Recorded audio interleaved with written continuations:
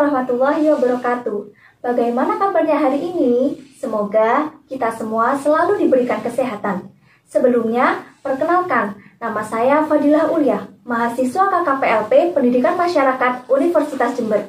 Pada kesempatan kali ini, saya akan menyampaikan materi dengan judul Pemberdayaan Perempuan Era Digital. Saudara semua tahu apa itu era digital? Ya, benar. Era digital adalah zaman di mana semua kegiatan yang mendukung kehidupan sudah dipermudah dengan adanya teknologi. Bisa juga dikatakan bahwa era digital hadir untuk menggantikan beberapa teknologi masa lalu agar jadi lebih praktis dan modern di segala bidang. Sering disebut dengan istilah serba online. Apalagi pada kondisi pandemi ini, sebagian besar kegiatan melalui online.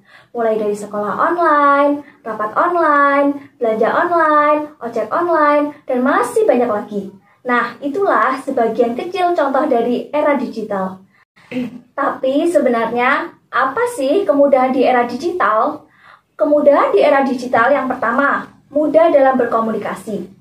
Pada era digital ini, makin mudah dalam menyebarkan informasi, mengirim kabar kepada keluarga melalui chat atau video call. Mungkin sebagian besar dari saudara-saudara tidak asing dengan aplikasi WhatsApp.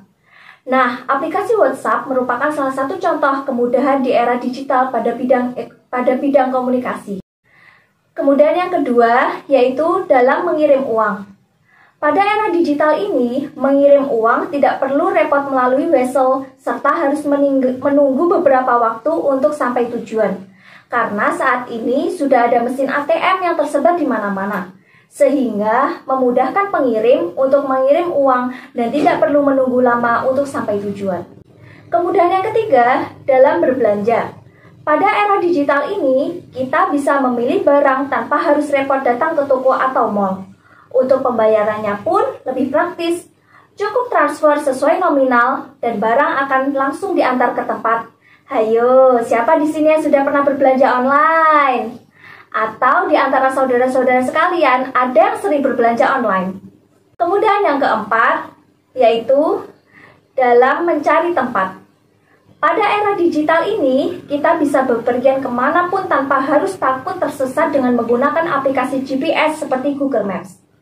Hanya dengan mengikuti rute yang ditunjuk dalam aplikasi, kita bisa menentukan perkiraan waktu tempuh, rute terdekat, serta mengetahui jalan mana yang mengalami kemacetan, sehingga kita bisa memilih rute tercepat agar tidak mengalami kemacetan. Selain itu, juga bisa mencari fasilitas publik terdekat seperti pom bensin, ATM, restoran, dan sebagainya. Kemudahan yang kelima, yaitu di bidang transportasi. Gambar di samping pasti tidak asing di kalangan saudara semua. Ya, gambar di samping merupakan perusahaan di bidang transportasi online. Baik ojek online, taksi online, pengiriman makanan online, atau sering disebut dengan GrabFood atau GoFood. Perusahaan tersebut merupakan salah satu contoh kemudahan di era digital ini. Hanya bermodalkan HP, kita dapat langsung memesan.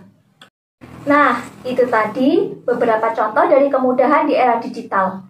Lalu, apa sih peran perempuan di era digital ini?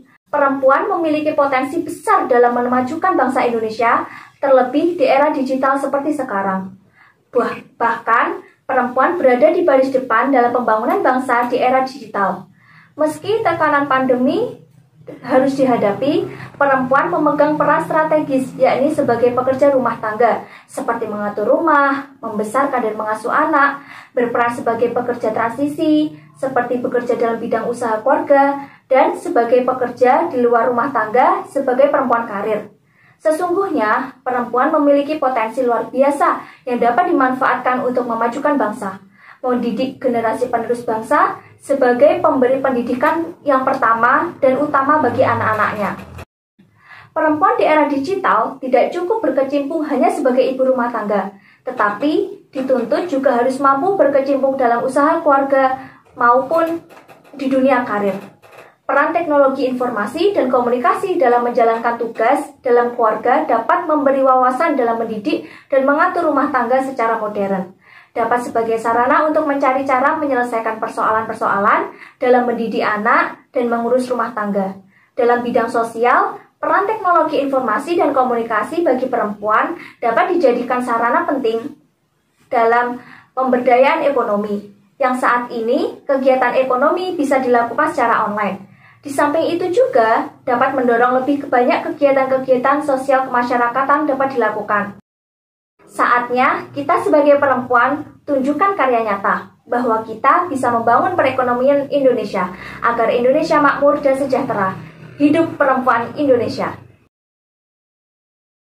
Demikian penjabaran materi tentang pemberdayaan perempuan di era digital yang dapat saya sampaikan. Semoga bermanfaat dan terima kasih sudah mau belajar bersama saya. Sampai jumpa pembelajaran selanjutnya. Kurang lebihnya mohon maaf. Wassalamualaikum warahmatullahi wabarakatuh.